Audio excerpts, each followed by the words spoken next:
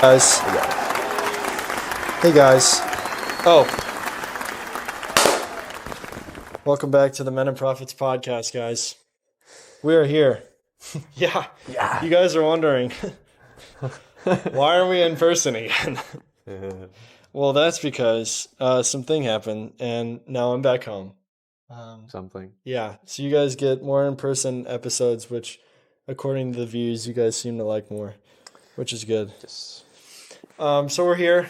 We're also in a new freaking location, and we got a dog. Yep. I got a dog. You got a dog. This dog, you saw her in the last episode. She's getting kidnapped. But now Ben sees her in person, so Yep. she's not getting kidnapped. She's getting kidnapped. We're We're wearing like the same thing except for the khakis. Red. And like we're even wearing different socks. We're literally only wearing the same colored shirt. Well, it's a neutral colored bottom. What is a neutral, bro? Neutral. Other updates. What are other updates? We're in a new place. You said that? I just said that, but I moved in with my friend. So now we're here. Not this friend. This guy's. I would never move in with this guy. No. Yeah. That's so stupid. Yep. But we are here in season 3, everyone. This time we don't have a week where we're just not recording before the next season. We're getting straight into it. Yeah, we're going straight into it. Jump scare surprise. You guys might have not realized that this is the beginning of season 3 and season 2 is over. It was only 7 episodes, but It was a good, yes. Yep. But the new series is series. Bro. You said I did not series. say series. You definitely said series. Okay. We're also using different mics right now because I ran out of batteries. So I don't know if these sound better or worse. I forgot. But now we're using them each individually instead of like setting them on a table because we have 2 for 2. Yeah. Anyways, sorry. This next and then I'm just kidding. Okay. This next series we're calling the Genesis of Manhood. We're really going to be going in depth on what it means to be a man in the eyes of the Bible. This is going to be, a lot of the stuff we do, like our last series, the Waymaker series, was applicable to everyone. This one's going to be really going in depth on the manhood part, masculinity, and all of that. So it's going to be mainly applicable to the men out there. So yeah, we'll get into that. But that's the title. Yeah. Last update is that you guys probably realized that the camera is better quality. Hopefully. And that's because. Not hopefully. It's because we got a new camera. Yes, finally. Yes, I know. We're not using Blake's photo camera. My work camera for filming. Yes. Yeah, we're meant for photos, not video. This one's meant for video, not photos. Yeah. So hopefully this is going to be an upgrade, not only on the YouTube but on all the other shorts, TikToks, Instagrams. Because that is like the YouTube, it's bearable because it's in the format it's supposed to be. But then when you put it onto Instagram and I have to like zoom it in like a lot, it makes it even worse. So hopefully this will make it a lot better. Oh, I didn't even realize that. Yeah. But yeah, the guy at the store today was a very good salesman, I gotta say. He was a very good salesman. Yeah, well, I mean, me and Blake were talking about getting a camera, and then he texted me. He said, I have a solution. And then he said, I bought a camera. And I was like, okay. A $3,000... No, I'm just kidding. It's not $3,000. It was not $3,000. It was affordable. Yeah. So we are here. We are here in season 3. So this kind of series that we're doing was actually a teaching that was first given at Chapel Hill Church up in Gig Harbor, which is the church that we both go to. And before that, it was a program developed by Robert Lewis, and it was called Men's Fraternity. And the pastor up at Chapel Hill just took that, tweaked it into his own thing, and did a course on it with the men of the church, whoever wanted to. And this series will go into questions like, and we'll answer questions like, what makes a man a real man? How does one become a real man? When does that occur? What is it that holds us back from our true masculine identity? And how should authentic manhood express itself today? So, a whole bunch of questions that will be answered. The main theme is like definitely just going to be manhood in our current time. Yeah. And how that looks. Exactly. The name of this series is Genesis of Manhood. If we I already said that. Yeah. Okay. Yeah. Okay. Yeah, you're stupid. Genesis of Blake's brain right there. Yeah, exactly. It's the start of my brain. But yeah, Genesis meaning start, because Genesis is actually in the beginning, and the beginning was God, and the beginning was with God. The beginning was the Word, and the Word was with God. Yeah, exactly. Starting the race. Presuppositions. Presuppositions. Yes. So these are just ideas of where we are currently, of what is wrong and what we want to fix. So Blake, if you want to kind of, we can read one and then we can kind of go over a little bit. Okay. First one's going to be manhood in a state of confusion.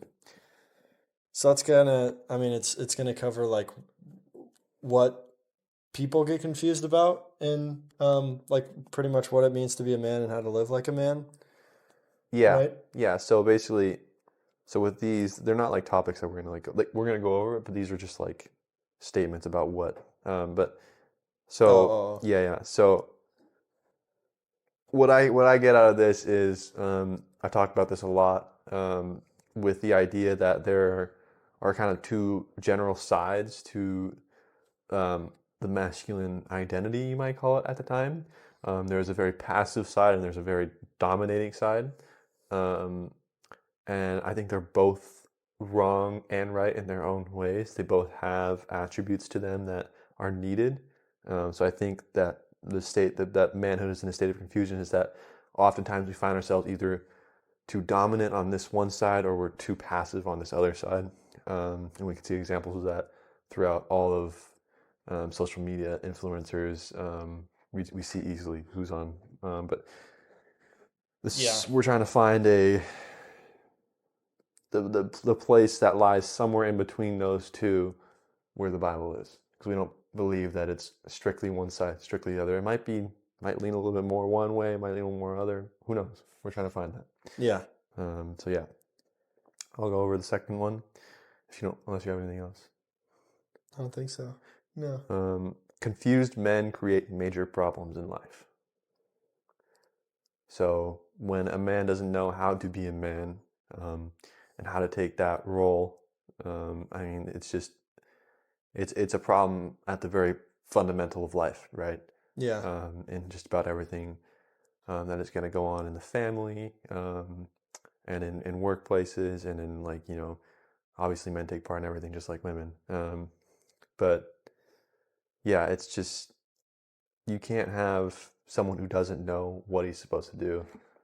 You can't have someone doing a job when he doesn't know how to do that job. If he doesn't know how to do that job, he's never going to do it. Or he's going to do it awful, whatever. Yeah. I don't really know what I'm saying. I'm a confused man right now. Oh, really? Yeah, are you creating a problem in life right now? Yeah, I need some help from another confused man over here.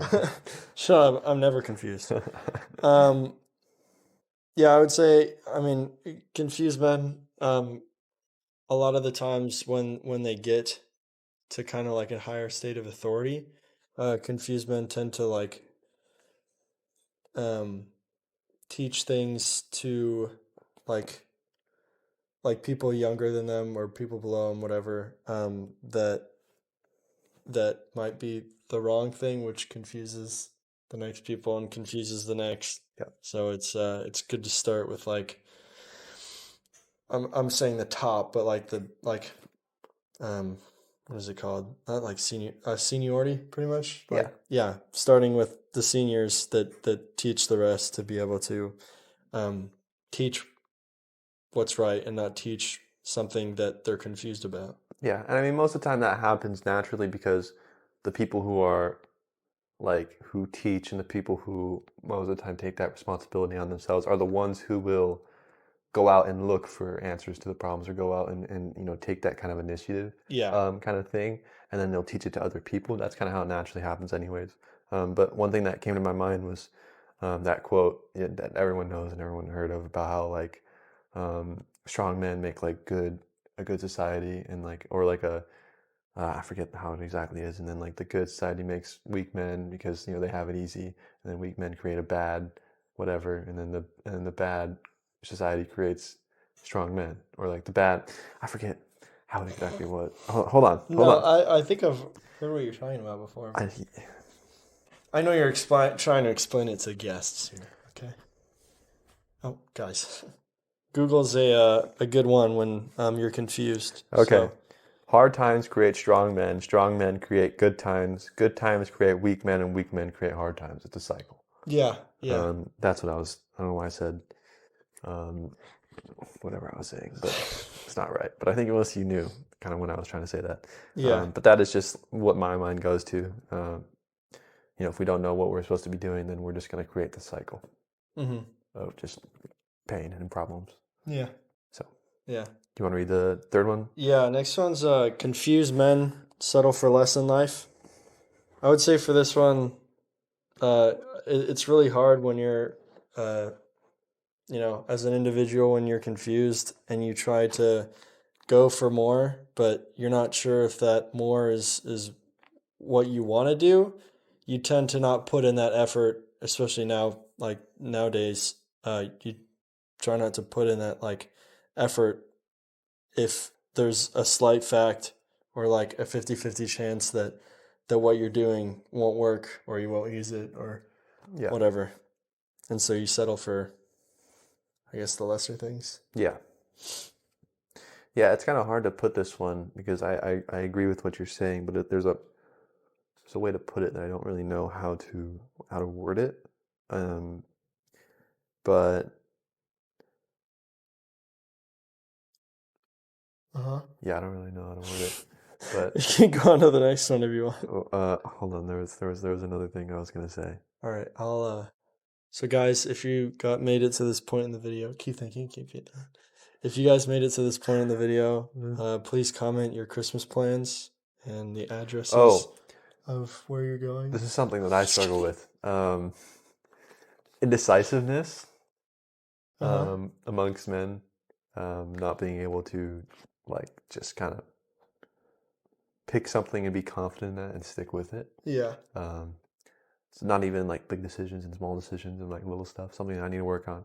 Like I think with little decisions in my life, I'm like, it's not a good, it's something that someone that trusts their instinct and trusts, whatever, how the man should, would be a lot more decisive and straightforward on that. That's an honest confession of mine. But I'll read number 4. Gotcha.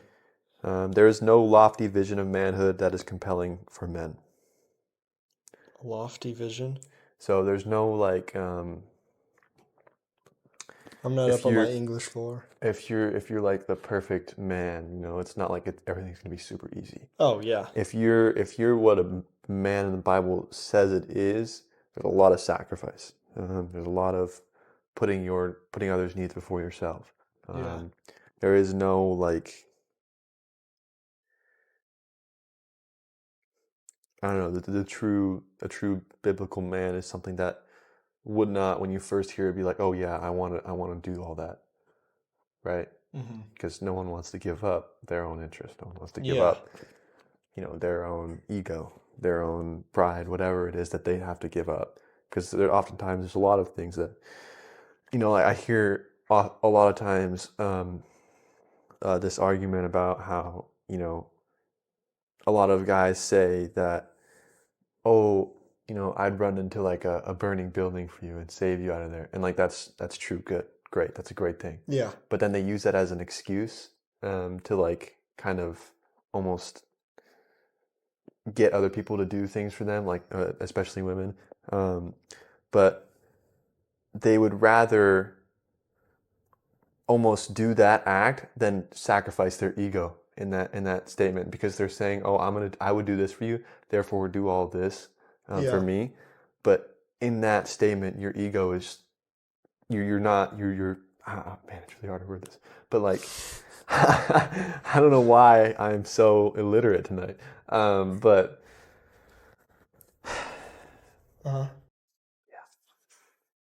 I see what you like. There's more to sacrifice than just your life. Your life is the number one sacrifice, right? But almost everyone watching this is not going to have to sacrifice their life. Yeah. Right. Like in our this is one thing I talk about a lot in our Western kind of postmodern, post-Christian whole like whatever with the way everything is. Oftentimes your life isn't gonna be on the line like it is somewhere in the Middle East or whatever. That might be more applicable there. But here, what is harder to sacrifice than that is our ego. I see it way just like under the radar. You know, people talk about how they would do this, how they would do that. I catch a grenade for you. Oh, you know. I'll just go to Bruno Mars. But you know, harder than that is not harder than that, but I don't know. No, I see what you mean. You're trying to quote that like people need to focus on not like creating a specific image of themselves that they think that like they've held up to this standard, so they need to continue this standard, or else like the people around them are going to be like, you know, you're a changed man or whatever. Kind of, yeah. Yeah.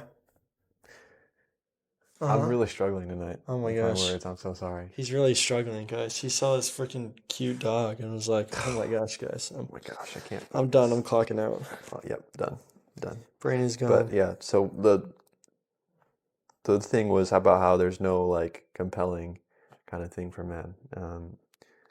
What isn't compelling in our society is giving up your pride, giving up your ego. Yeah. Yeah. It's just, yeah. Like, if you can't give up stuff like that, how do you think that you're actually going to give up your life if that situation does come? Yeah, exactly. Well, I mean, yeah, like kind of connecting what I was saying before is a lot of people have gotten the likes of other people because of things that, you know, they weren't supposed to do biblically or whatnot.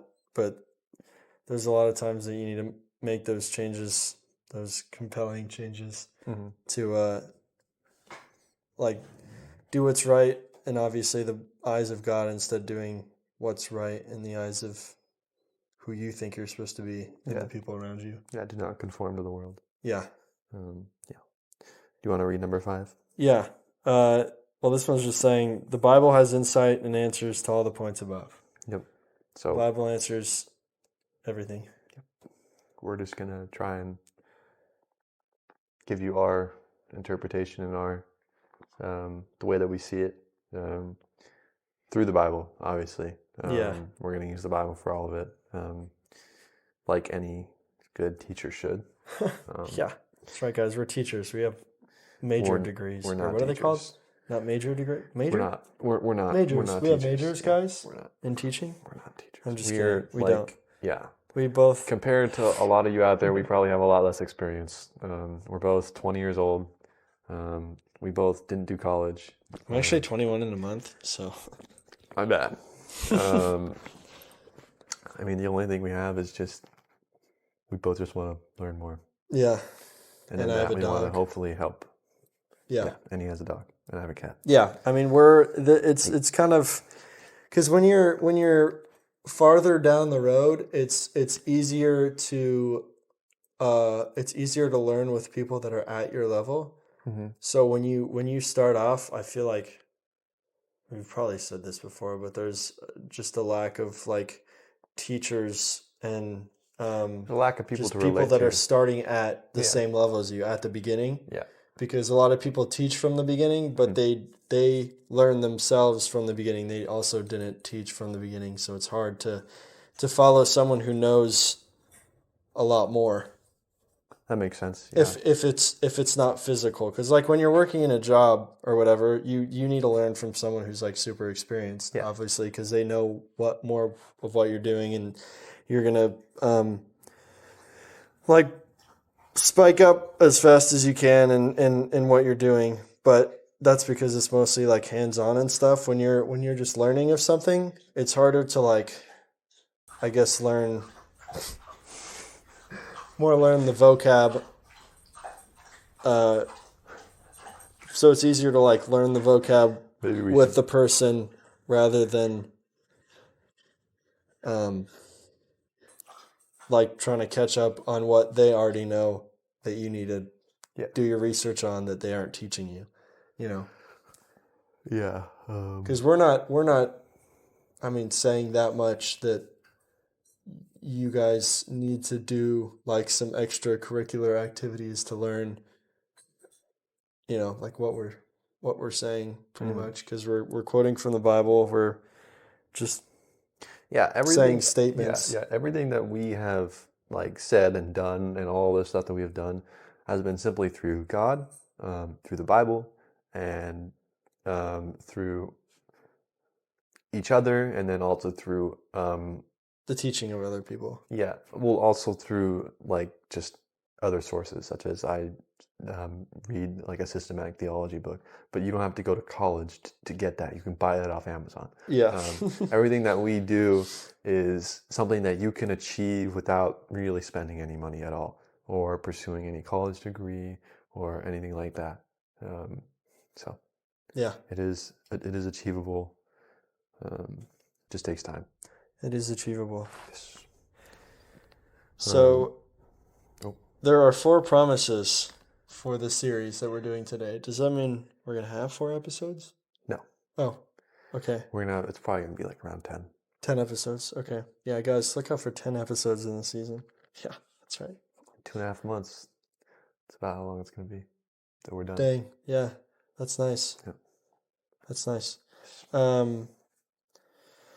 The first one, first of the 4 promises of the Genesis of Manhood series is you will have a clear definition of what it means to be a man.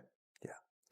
I want to talk a little about something about this. Is if you ask a bunch of different guys from a bunch of different backgrounds and stuff like that about what it means to be a man, I feel like almost all of them will have different answers. Yeah. And in a way that's good, because we're all individual people and we're all raised different ways, right? Mm-hmm.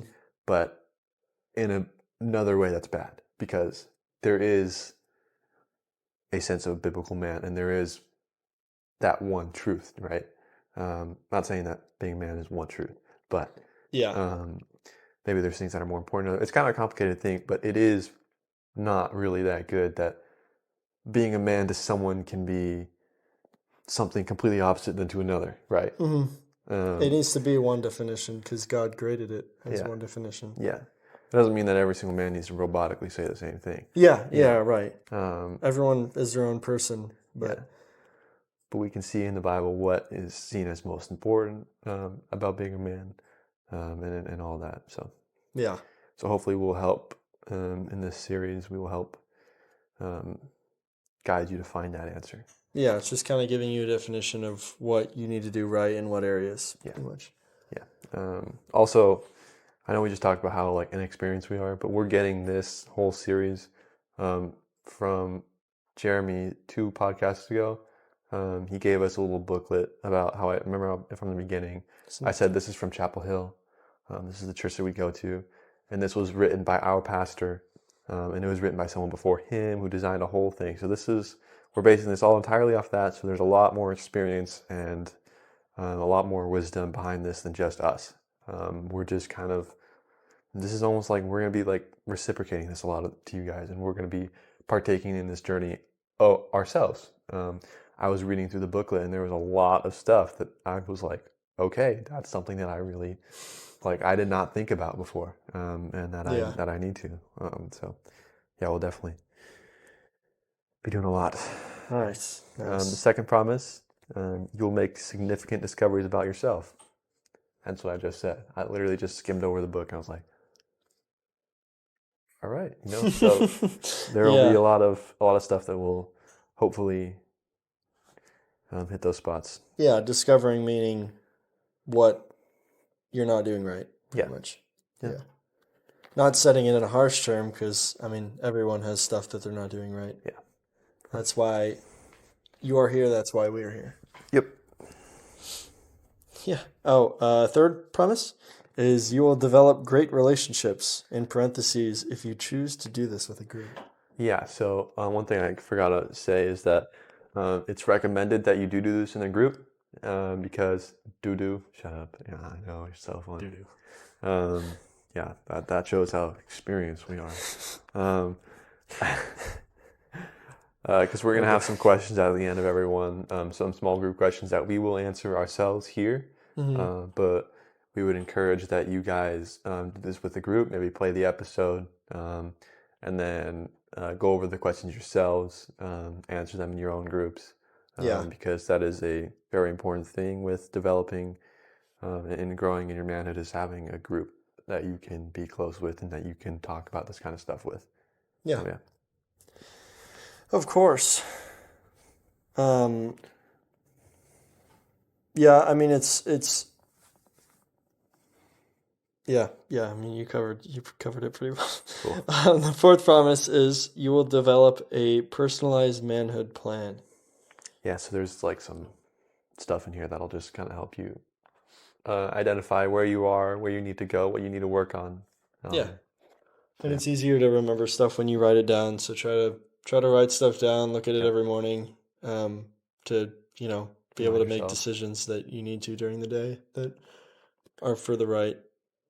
Yep. Remember, we're going to be doing all this this is our first time doing this. So doing all this with you guys. Yeah. So let's move on to some questions. We have about 5 minutes left on the timer. Oh, sick. So, why are we deciding to take part in this journey? I mean, personally, we're both at a pretty critical stage in our lives. We're 20 years old. We are both kind of on that transition point, shifting point, into where we're going to be taking on different responsibilities, taking on different things in life. Yeah. And that isn't something that's like instant, but like it happens over time, right? Right, yeah. So like, whether that's a relationship going into a marriage, or whether that's moving out, or whether that's owning, or whether that's just all this kind of stuff, it's just something that slowly happens, and you slowly move into this different season of life. Buying a dog. Yeah, I got a dog. You got a dog. Yeah, just kind of it's because as you get these big changes, there's a lot of more stuff thrown into your life. So this journey is pretty much just, I mean, it's like kind of showing you the butterfly effect. Like some decisions affect other decisions farther down the road.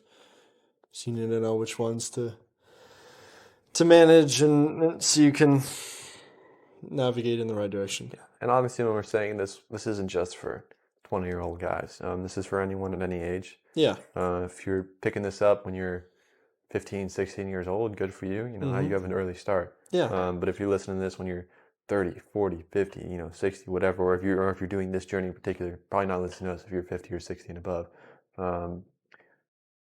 But I think like the number one, like not number one, I think a statement that is said that is so wrong is that you can't teach an old dog new tricks. Yeah. I think that's just completely wrong. Like it doesn't matter how old you are, you can always look at this, you can always look at what's happening, and you can change, and you can do something about it. Yeah. I feel like older age just thinks that like, they've gone through this their whole life. Like it's easier. It's obviously easier to change or make different decisions when you're like 15 years old compared to when you're 60. Yeah. So you're like, I've done this for 60 odd years, and you can't. You don't think you've lived your 60 years, and so you don't think that anything else is the way to go. Hold on, we'll keep talking. I'm just gonna take this out of the oven. And we definitely, we understand that all you older guys out there that are older than us, you have a lot more wisdom than us, and we know that. We understand that. But we also know and understand from the Bible that no one is perfect, and we all have room to improve. So hopefully that there's something in here at least that will convict you, or something that will get on your heart to want to move and want to change something in your life. I'm going to read the next one. Okay. You will develop great friend. Oh wait, nope. We already did that. Sorry. I don't know. What is an expectation you have of what might happen? What is an expectation? Shut up. Stop. Oh. What is an expectation you might have of what might happen? What is an expectation you have of what might happen? I would say some people in your life, like, questioning why you're doing things. Which, when people that are super close to you, I'm just going to show this off real quick. Okay. He's going to drop it. Freaking chicken pot pie. This thing is massive. Eating that after the whole thing. But people in your life that you're close to are going to be confused or question why you're doing certain things. Because most people who are at this point are going to have to start making different decisions in their life. If you just started watching this instead of, going to church for the first time or whatever, you're probably going to have a lot that, you need worked on, just like we have a lot we need worked on. Yep. Yeah, so there's just going to be people that question you, and so it's going to kind of throw you off the wrong path, but you just need to I'm gonna check. Oh wait, it says it's still recording. It's still recording. Yeah, we're fine. We didn't even need to set a timer. Yeah, that's right, guys. You won't have a freaking jump in the film now. Yep, it'll just be constant. I kind of like those though. Yeah. For us. Why? Oh. I don't know. No, it's fine. But yeah, so an expectation that I have is that I will genuinely learn a lot of different stuff, because there's a lot of wisdom backed in this. I'll learn a lot about what it means to take on new things, take on new roles, and how to leave stuff in the past, and how to respectfully disconnect. Like one thing that popped out at me was and it's called the mother wound and the father wound. I'm not saying that but there's a lot of stuff in there that I read about that is not as blatant and obvious that you might think. So it's gonna be cool to go over. Yeah, I mean, just like how major religions have a different way in interpreting text of the Bible, you as an individual are going to have a different way to interpret the word, and so you need to figure out what is the right interpretation. Yes. I don't know where that came from. What? No, that was backing off of what you said. What did I say? I was talking about just learning different things from this course. Yeah. Yeah. Huh. I don't know. I don't know either. Okay. Well, I said we'll move on. Last question is, how would you describe manhood in America today, and why? Two-sided? Yeah. Like we were saying before, it's more than two sides, probably. It's a varying definition. Yes, it is something that is, yeah. Yeah. There are a few people that have the same definition as each other, and it's not the way. Yeah. Yeah. And when we say something like for manhood and biblical masculinity, we'll probably say something along the lines of Jesus lies somewhere in the middle. That's probably closer to where you'll find Jesus than one side or the other. And I'm not saying that for specific topics. I'm saying that for just an overarching view. So there are definitely specific topics where Jesus lies one way more, or the other one way more. One may. But overarching, in general, he tends to lie more in the middle, because he sees, or in the Bible we see, biblical manhood examples lying more in, maybe a more, you need to take charge and you need to do this and you need to lead, but then there's other times where you need to take a step back and you need to be more just you need to listen, you need to do this kind of stuff. So there's different things that tie together. So that's why we might say that it lies more in the middle than a lot of people might think. Because there's a lot of definitions that people think a man is that you need to take charge every minute, every second of every day. Yeah. And sometimes you obviously need to slow down. Yeah. And that needs to. Everyone's different. Everyone grows up a different way, so it's hard to. Your parents taught you one way, and a lot a lot of kids think that whatever their parents say is right. Yeah. And that's where I was talking about with like the mother and father thing is like a respectful disconnect. Not saying that you need to, leave your parents in the past or whatever like that. Yeah. But when you grow up into your own self, you need to start thinking your own way, and you need to start doing I'm not going to say your own thing. I'm going to say what the Bible is going to tell you, right? Because that might be misinterpreted by, not everything your parents say are going to be right. No. I believe that a lot of your parents out there probably do want what's best for you. Most of them. Some of them don't, and I really feel bad for you. I'm sorry. But yeah, for the most part, if you're obviously going in this direction because your parents aren't religious or anything, then not don't listen to them, but kind of start having your own view on what on what you're learning, like according to the Bible, rather than if your parents believe in the Big Bang Theory or something like that. Yeah. And we'll get more into this when we get into it in detail in the episodes to come. But, Evolution. Yeah. I have another series idea, by the way. After this one, I'll tell you after. Okay. Yeah. We're not telling you guys. Okay. Yeah. It's all secret. Yeah. You guys don't get the behind the scenes. Yeah, that's right. We're actually going to record our daily lives, 24/7 streams. Yeah, that's right, guys. We're going to sit right here with Katie. Chicken pot pies, 24/7. We should have a vlog soon, like a trip. Yeah. I guess you have a lot coming up, but I do. Yes. We should have like an actual vlog or something soon. I don't know what we would do. Maybe if you guys have any ideas, please leave it down in the comments. Maybe we can do the.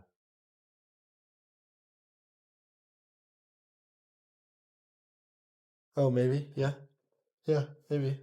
I mean, if you want to, I don't care. Yeah, no, that would be cool. Yeah, we I don't know. We have some big things coming up, guys. We got some big news coming up, and we got some big events coming up, and we got some things, Just like I just got a dog. She's sleeping on the floor. I'm sorry, you can't see her. But that was pretty much our introduction episode. Expect 9 or 10 episodes technically like after this one? Yeah. Nice. Yep. Yeah. So we forgot to do the beginning, but we should pray. Oh, yeah, we should pray. All right. I will do that. Oh, Ben's going to do that. Yes.